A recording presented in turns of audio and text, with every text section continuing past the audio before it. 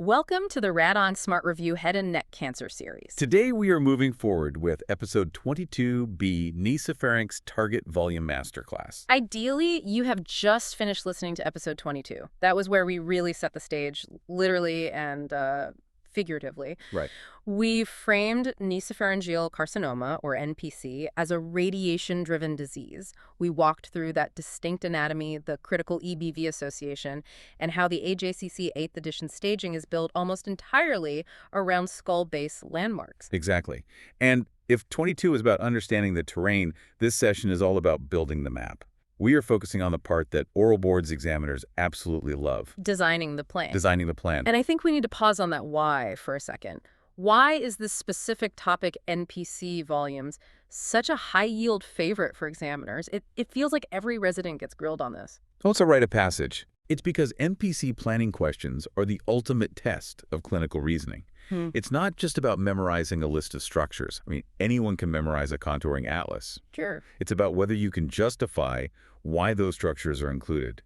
Can you defend your retropharyngeal boundaries? Can you speak clearly and professionally when your target coverage starts conflicting with an organ at risk? That's the real test. That is the test. They want to see if you crumble when the anatomy gets tight and the constraints start failing. It's about handling the pressure. It's about not panicking when, the optic chiasm is 3 millimeters away from your 70 gray volume. Exactly. So our mission today is to give you the tools to handle that pressure. By the end of this, you're going to have a board-ready mnemonic for skull-base coverage, defensible retropharyngeal node boundaries, and a dose painting schema you can recite in your sleep. We will also give you a priority framework for when constraints collide, because they will, and a clean, board-safe answer regarding temporal lobe necrosis. Let's get to work. I want to start with our case anchor. This is the specific patient we are going to be treating today. We need to visualize him. Right, so we have a 52-year-old Chinese-American man. He presents with a 3-month history of blood-tinged nasal discharge and progressive left-sided hearing loss. Okay. And he has no major tobacco or alcohol history. On his physical exam, you palpate a 2-centimeter left level 2 node. Nasopharyngoscopy reveals a mass in the left fossa of Rosenmiller, and it's extending toward the torus tubarius. That is a classic presentation. The hearing loss is usually from the tumor blocking the eustachian tube, causing an effusion. That middle ear fluid is often the first sign, sometimes even before the nose bleeds. So we move to the imaging. We get an MRI of the nasopharynx and neck. And the MRI shows a 2.5 centimeter primary. It's confined to the nasopharynx, but shows parapharyngeal extension. However, and this is crucial, there is no skull base erosion and no cavernous sinus involvement. We see that single left level 2A node measures 2 centimeters with no extranodal extension, or ENE, and the retropharyngeal nodes are not enlarged. We follow that up with a PET CT, which confirms the primary and that left level 2 node are FDG avid, no distant disease. Then we get a biopsy. And that comes back as non-keratizing carcinoma, consistent with endemic type NPC. The EBV markers are positive, and his plasma EBV DNA is elevated. So putting that all together for our staging, this is a T2. That parapharyngeal extension bumps him up from T1, but the lack of skull base invasion keeps him out of T3 territory. Correct. It is N1 due to the unilateral node, and M0, so AJCC 8th edition stage 2. Perfect. The consult question is simple, but the answer is complex. Excellent. What are your management, and how do you design the radiation plan? So I want you to give us the gold standard here. If you are sitting in the hot seat and the examiner asks you to present your management, what does the 60-second board script sound like? Okay, here's how I would deliver it.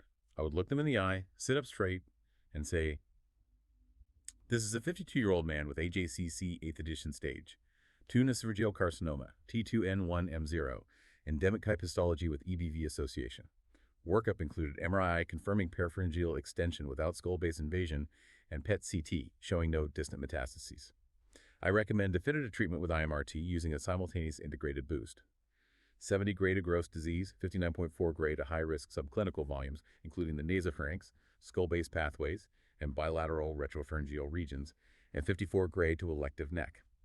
Bilateral upper neck coverage is routine given nasopharyngeal lymphatic drainage, and I individualize uninvolved lower neck coverage based on nodal risk and contemporary evidence. I prioritize optic pathways, brainstem, and spinal cord as non-negotiable constraints, then balance temporal lobe dose against target coverage. I counsel patients on temporal lobe necrosis as a signature late risk overall and common, but higher when tumors abut the temporal lobes. Wow, that is incredibly tight. I want to unpack that because you hit every single high yield point in under a minute.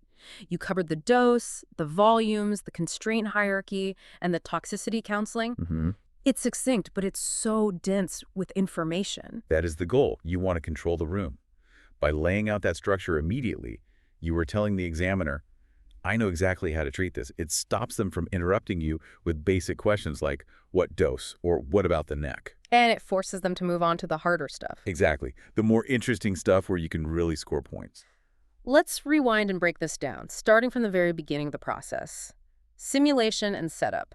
This isn't just about, putting a mask on. The details matter here. They really do. In a written exam, you might skip this, but in an oral exam, describing your setup shows you are a practitioner, not just a textbook reader. 100%. Standard positioning is supine, with the neck in neutral to slight extension. You need a thermoplastic mask that goes down to the shoulders. And here's a pro tip. Pull the shoulders inferiorly. Depress them. You want to depress them as much as possible. Even though we are treating the head and neck, if you're treating the lower neck, the shoulders can get in the way of your lateral oblique fields. Right. If the shoulders are up around the ears, you are going to be fighting to get beam angles that don't pass through the humerus or the clavicle unnecessarily. Exactly. And for the scan itself, CT SIM with IV contrast is standard. You want thin slices, 2 millimeters. The scan range should go from the vertex of the skull down through at least 2 centimeters below the sternoclavicular joints. Don't miss the lower neck. You cannot miss the lower neck anatomy. Even if you aren't treating the whole neck, you need the anatomy for dose calculation and structure delineation. Now, we mentioned the MRI in the workup, but how important is it for the actual planning? Can you get away with just the CT fusion if the diagnostic MRI was done at an outside hospital? No. Essentially, you cannot plan a modern NPC case without MRI fusion. It is essential. You want a T1 pre-contrast, T1 post-contrast, and a T2. And diffusion. If you have diffusion-weighted imaging, or DWI, that is also very helpful. The MRI is what allows you to really see that infiltration into the parapharyngeal space. On a CT, the parapharyngeal fat can look a little hazy, but on an MRI, you can see the tumor fingers pushing into it. Or those early marrow changes. Yes. In the clivus, the CT needs significant bone destruction to show a change, but the MRI will show signal replacement much, much earlier. You're flying blind without it. It's the difference between guessing where the tumor stops and knowing where it stops. Just a quick note on dental. We usually obsess over dental for oral cavity cases. Is it the same urgency here? It's a good question. Dental evaluation is reasonable, and you should absolutely document it. But the dental extraction urgency is generally lower than with oral cavity primaries where the mandible is getting full dose. I see. In NPC, the mandible is receiving exit dose or scatter, usually much lower. Still, do not ignore poor dentition. Osteoradionecrosis is still a risk, but it might not delay your start as critically as a tongue base or floor of mouth cancer might. Okay, let's move into the meat of this. The target volume philosophy. You mentioned a simultaneous integrated boost, or SIB. What is the standard schema we are using? This is the numbers game. A classic board clean schema is 33 fractions with 3 dose levels. And we paint these doses simultaneously. Okay. First, you have your PTV 70. That is 70 gray at 2.12 gray per fraction. And that goes to? That covers your GTV primary and any involved nodes. Typically, you expand that to a CTV high, maybe 5 millimeters, and then add your PTV margin of 3 to 5 millimeters, depending on your image guidance. Right. Though you might tighten that margin near critical OARs like the brainstem. Have to be an artist there. Then we have the intermediate tier. This seems to be the one that causes the most confusion. The high dose is easy. It's where the tumor is. The low dose is easy. It's the elective neck. But this middle dose? That requires anatomy. All right, this is PTV 59.4. That is 59.4 gray at 1.8 grays per fraction. This is the most critical volume for the oral boards discussion because this is where you show your judgment. This volume covers the pathways of microscopic spread. We are talking about the nasopharynx as an organ, the skull base routes, the retropharyngeal regions, and the upper neck at risk. This is where the tumor wants to go, even if it isn't there yet. And finally, the low dose. PPV 54. That is 54 gray at 1.64 grays per fraction. This covers your elective neck, tailored by nodal risk and laterality. And for our listeners looking for a citation to back this up, where does this come from? This aligns with RTOG 0615. If you quote RTOG 0615, you're on safe ground. It's the standard cooperative group template. Okay, I want to drill down into that intermediate volume. You mentioned skull base routes. This is where people get tripped up. It's easy to forget a foramen or a sinus or to just contour a generic blob at the skull base. You have a mnemonic for this, right? I do. It is a bit memorable. Yeah. It captures the frustration of learning these volumes, actually. Yeah. The mnemonic is NPC effing sucks. NPC effing sucks. Concise, aggressive. I like it. Let's break it down. I assume the N stands for nasopharynx. Correct.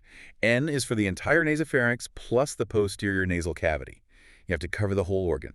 Remember, NPC is known for submucosal spread. Right. Even if the tumor looks small and focal on the scope, the disease can track under the mucosa. The whole nasopharyngeal box is at risk. You want to cover the anterior extent, usually stopping at the posterior edge of the nasal septum or including the posterior third of the nasal cavity. Okay, so that's NP. P stands for the pterygoid region and the PPF corridor. That's the pterygopalatine fossa plus the parapharyngeal space. That PPF corridor is crucial. It acts like a superhighway for perineural spread. It connects the nasal cavity to the orbit, the skull base, and the infratemporal fossa.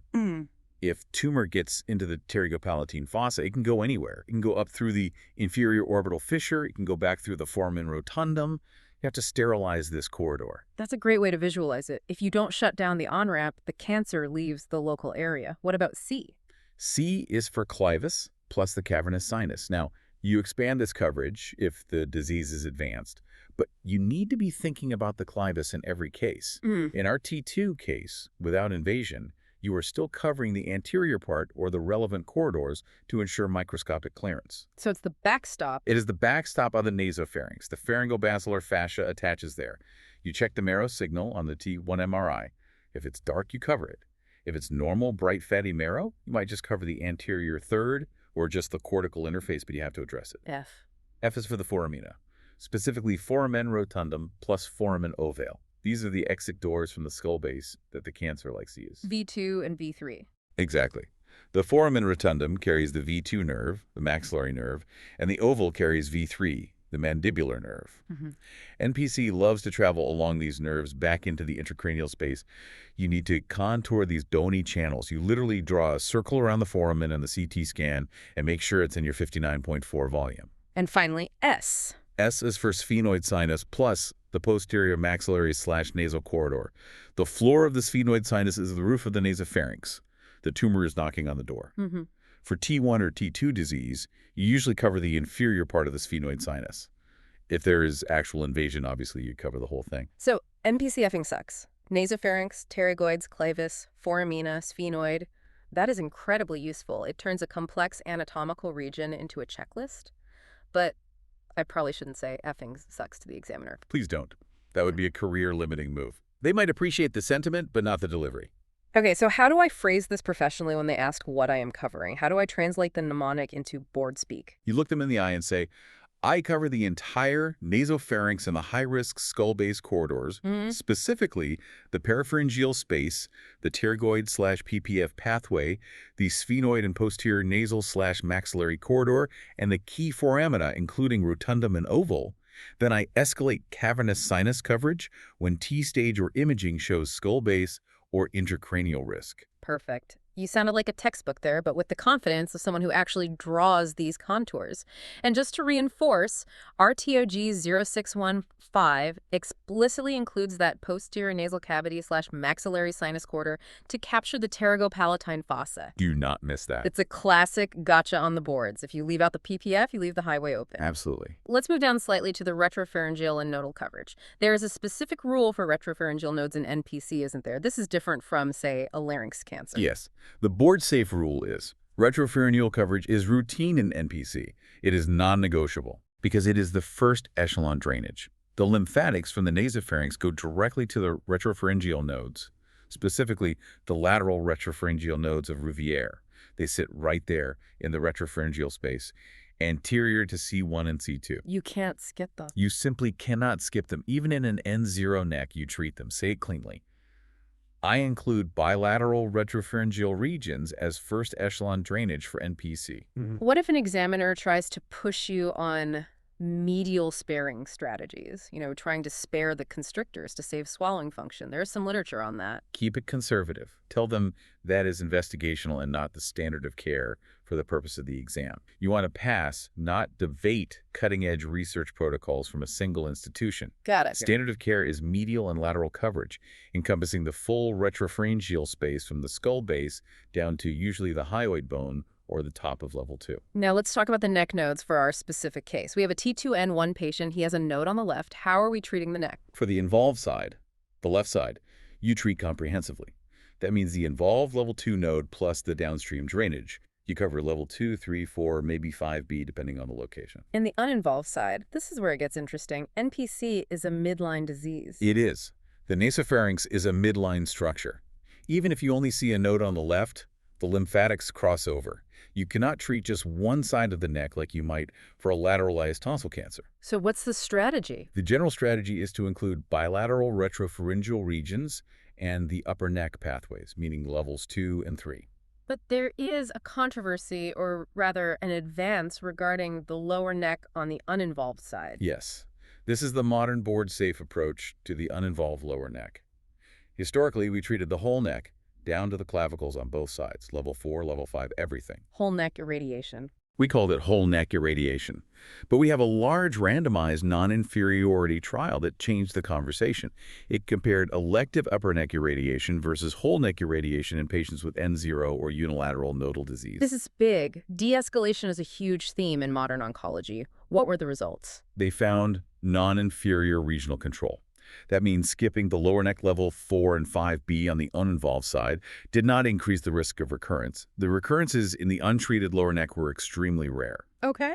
But significantly, it resulted in less late toxicity, less dysphagia, less tissue damage, and lower rates of hypothyroidism. That's a huge quality of life win. Hypothyroidism and neck fibrosis are lifelong burdens. So how do we verbalize this in a way that shows we know the data but are still safe?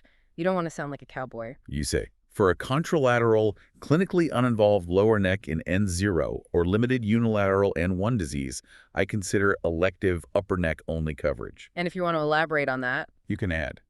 I still treat bilateral upper neck and retropharyngeal pathways. And for a contralateral, clinically uninvolved lower neck, I consider elective upper neck only coverage to reduce late toxicity, consistent with randomized data supporting omission of the uninvolved lower neck in selected patients. that is a very powerful, evidence-based answer. It shows you are thinking about survivorship. You aren't just blasting tissue because that's how we've always done it. Exactly. You are treating the patient in front of you. Let's shift gears to OAR priorities and toxicity. NPC planning is a battle of millimeters. You have high dose right next to critical structures, the optic chiasm, the brainstem, the temporal lobes. What is the hierarchy? You need a clear hierarchy in your head. When the optimizer fails, what do you sacrifice? Mm-hmm.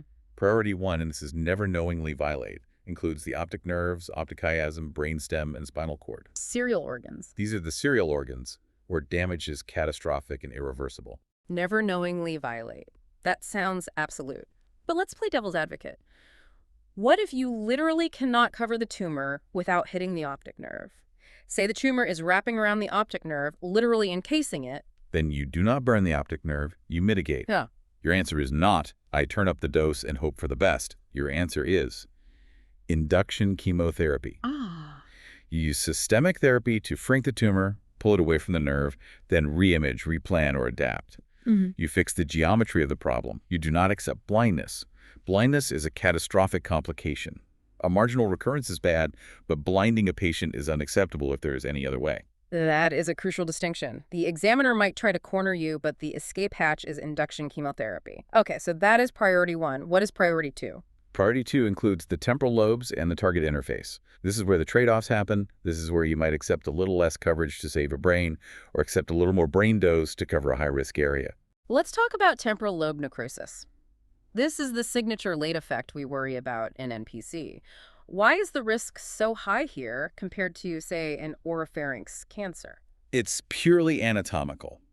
The temporal lobes sit directly superior and lateral to the high-dose PTV, covering the skull base and pterygoid fossa. If you look at a coronal slice, the temporal lobes kind of dip down into the middle cranial fossa. They're right on top of the PTV? They're sitting right on top of the PTV, 59.4, or even the 70.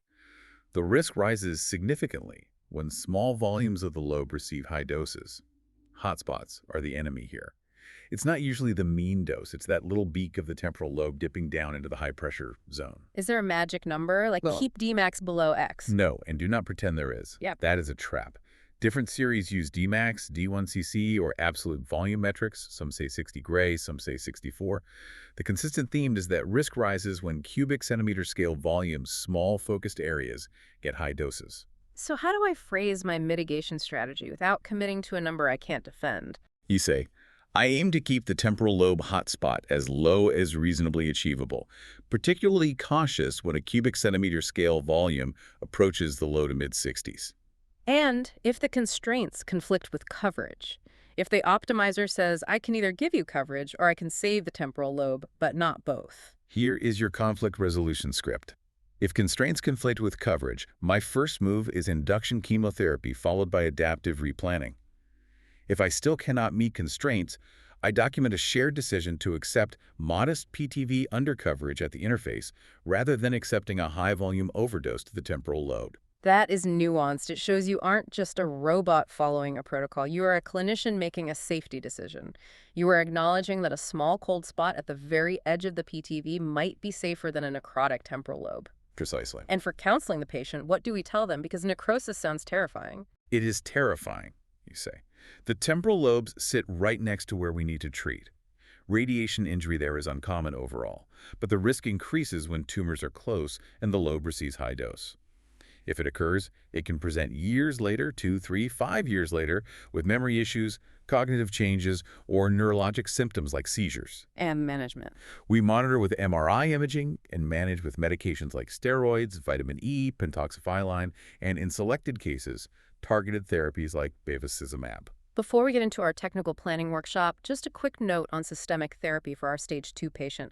This isn't a chemo session, but we need to know the concurrent piece. Right. For a T2N1 case, the standard recommendation is concurrent cisplatin with IMRT. Why? It's supported by randomized evidence showing survival benefit, though historically some of that data varies by technique, and some of the older trials use 2D or 3D radiation. But for the boards, you want to be safe and modern. So what's the stance? Acknowledge that risk-adapted strategies are evolving. Some people might argue for observation alone or radiation alone for very low risk T2N0. But for a T2N1, present concurrent cisplatin as the standard. It is defensible and correct. High-dose cisplatin, 100 milligrams per meter squared every 3 weeks.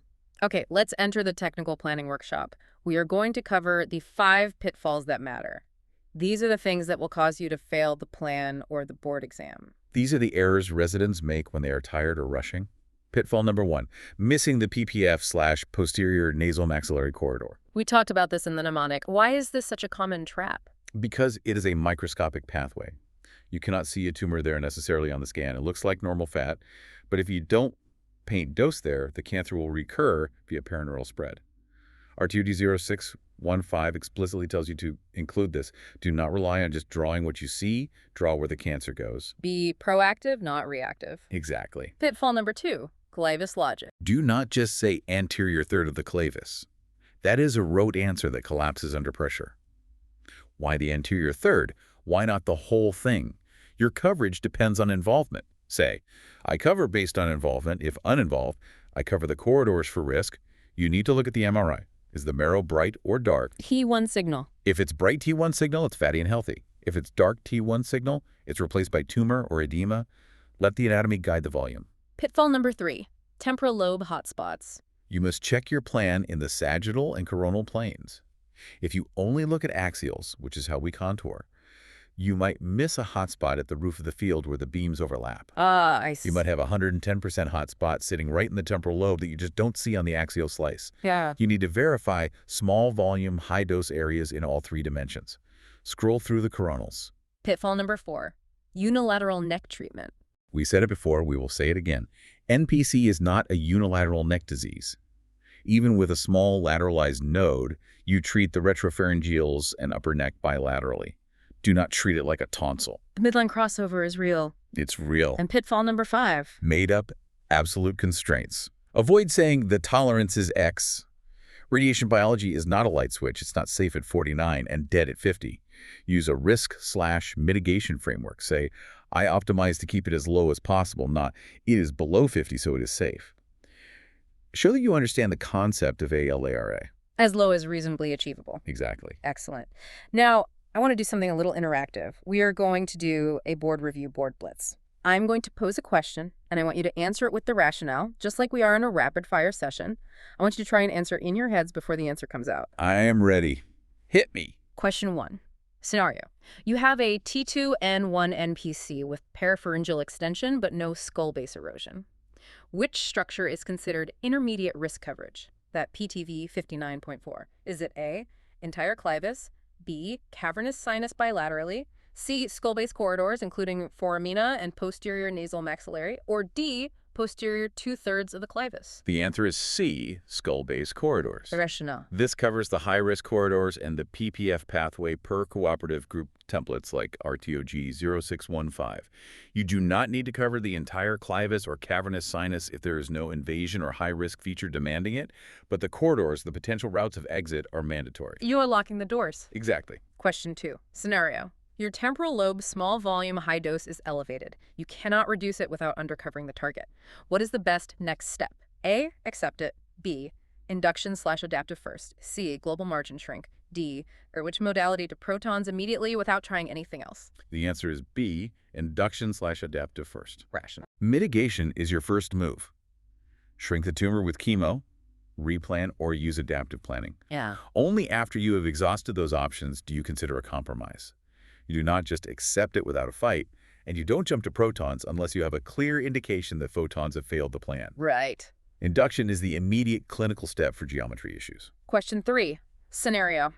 A unilateral N1 case. Can you omit the uninvolved lower neck? A, never. B, yes in selected patterns with evidence. C, only if omitting contra level 2. D, only if omitting RP. The answer is B, yes in selected patterns with evidence. Rationale. Randomized evidence, specifically the trial we discussed, supports elective upper neck irradiation versus whole neck irradiation in appropriate patients. It provides non-inferior control with significantly less late toxicity.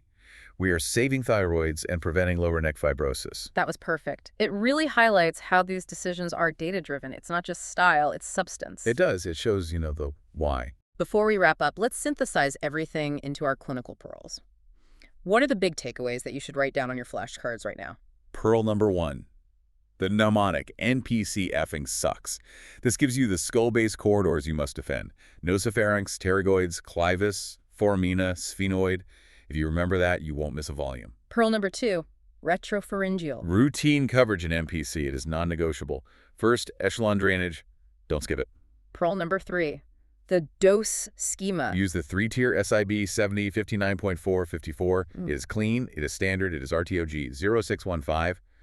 Don't reinvent the wheel on exam day. Pearl number 4, priorities. Optics/brainstem/cord are priority 1. Yeah. If violated, fix the problem induction. Adaptive, don't rationalize the violation. You cannot talk your way out of a blinded patient. Pearl number 5, temporal lobe. Answers should be risk/mitigation based. Do not flex a single number. Talk about hotspots in cubic centimeters. And finally, pearl number 6, the neck. Uninvolved lower neck omission is an evidence-based option to reduce toxicity. Use it to show you are a modern clinician who cares about survivorship. Speaking of toxicity, a quick recap for you. Acute versus late. Just list them out. Acute. Expect mucositis. It will be severe, and adenophagia. Late. Xerostomia, hypothyroidism monitor, that TSH every 6 to 12 months, hearing loss, trismus, and of course the one we hammered home today, temporal lobe necrosis. That brings us to the end of this masterclass on NPC target volumes. We have covered the anatomy, the schema, the pitfalls, and the board-safe freezing. This was dense, but necessary. In our next one, we are going to dive into systemic therapy. We will look at the trials for concurrent chemoradiation and the induction chemotherapy data. We'll talk about when to use gemcitabine and cisplatin versus just cisplatin. Until then, complete practice oral boards at radon6smartlearn.com and subscribe to Radon's Smart Review for our next episode. Thanks for tuning in.